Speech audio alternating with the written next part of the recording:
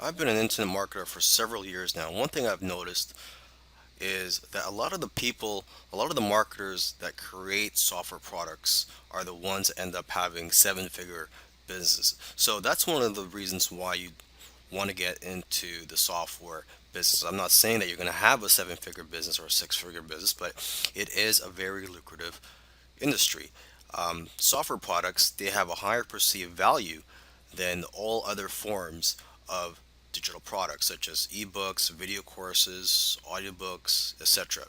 And another advantage to getting into the software business is the barrier to entry. There's not much competition out there. If you create a software product that's, you're not going to have much competition with that compared to other forms of products. For example, if you write a how-to book on a certain topic, you're going to have lots of competition for that book. There's going to be lots of other people that's going to write something on similar topic. Okay.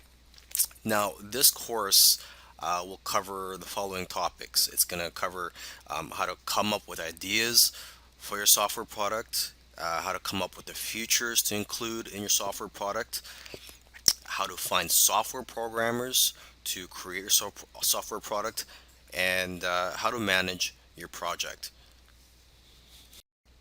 When you're working with your programmer, you have to be very clear on what you want and be specific with the details. So you have to make sure you've done your research already before you hire someone to start working on your project. Okay, and you should also find out how long after they finish creating your software will they be able to fix any bugs. So in my opinion, it should be at least 6 months after they've completed the software where they could still fix anything that's wrong with your software. Another thing you want to do when you're creating a software product is not to just outsource everything to the programmer and then just be hands off. I mean, you really have to get involved and get your hands dirty if you really want this to be a successful software product. Okay, and instead of just telling them to just create your software product, you should break it down into smaller tasks so that it's easier to work on, and it'll be better for you to basically monitor the progress of your software product. Okay, so for example, you can have weekly or bi-weekly tasks or goals for them to complete to make it easier for you to manage this project.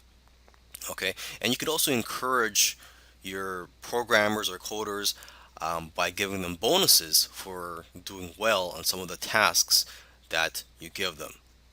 Okay, and you also want to let your programmers know ahead of time what your budget is so they know what to expect.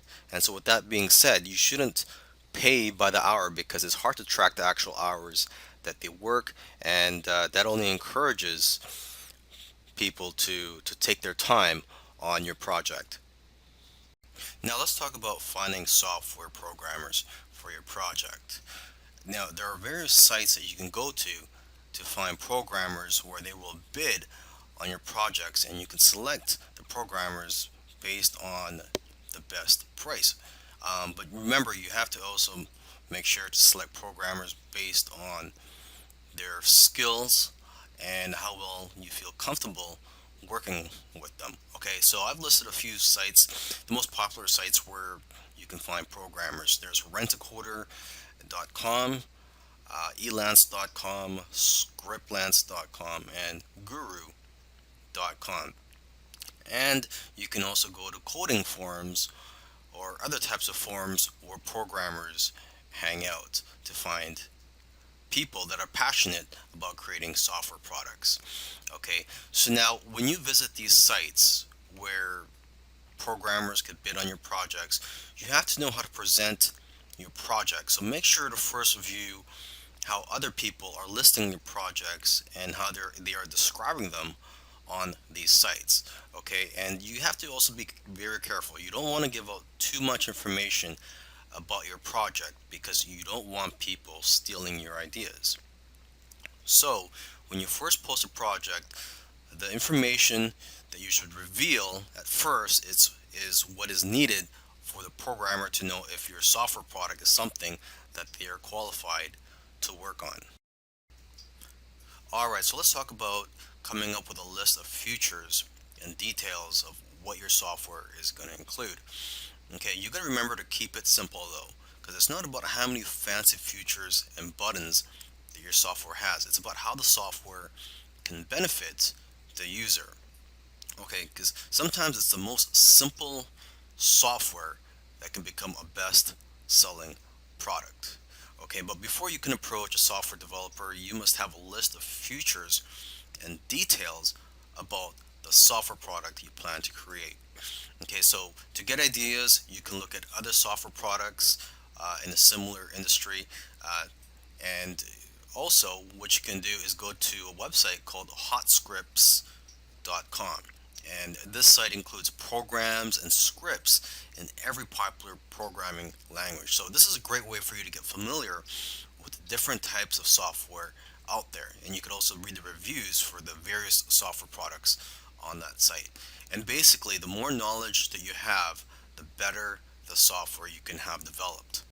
Coming up with ideas for your software. So before you create a software product, you need to know what it's going to bring to the table. You need to know what problems it's going to solve, because that's what software tools do, is that they solve problems or potential problems. Okay, so first let's start with ourselves. Okay, do you have a problem in your business or personal life that can be solved with a software tool?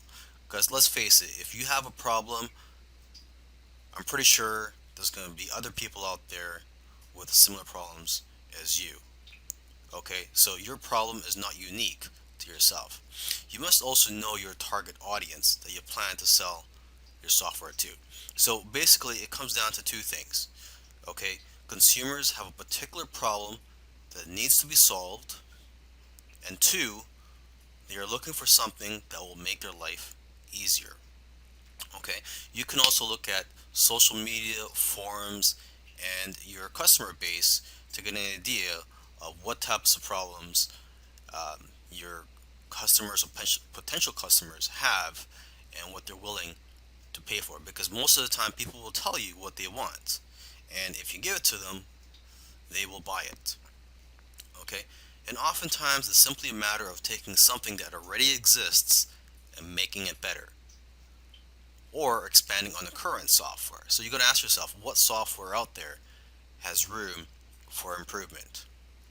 Okay, and you got to remember this: it's not about just creating and selling software products. You know, there's a lot of money to be made in selling software products. Don't get me wrong, but it's also about knowing what software products to create. So that's why it's important to know your target audience and know what it's like to be in their shoes.